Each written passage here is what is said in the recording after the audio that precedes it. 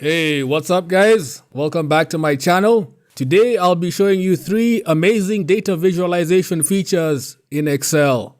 First up, people graph. Say you have a customer satisfaction survey and you want to visualize how many customers are satisfied with your products and services. To create a people graph, select an empty cell on the sheet, go to the Insert tab, Add-ins, People Graph, click Edit on the right side of the people graph, rename the chart, then select a range of cells that contain the data. And there you have it. You can easily see how many customers are happy and how many are fuming like a volcano on the verge of eruption, ready to spew their dissatisfaction all over social media. Next, data validation. Suppose you're managing a project and want to make sure that every task is completed within 30 days. Skipping data validation leaves your timelines as reliable as a GPS system that insists on guiding you straight into a lake. To apply data validation, select the cells in the End Date column, select Data, Data Validation. On the Setting tabs under Allow, select Custom, enter this formula, then enter a message users will see if they enter invalid data. By using data validation, you can ensure your spreadsheet doesn't turn into a stew of nonsense.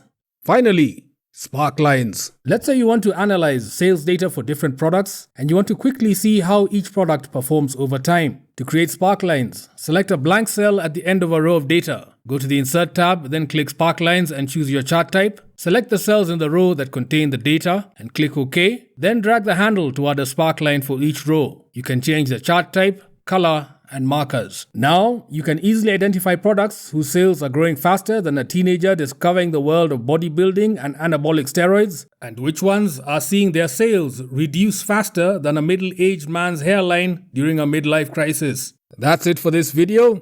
Thanks for watching, and I'll see you next time.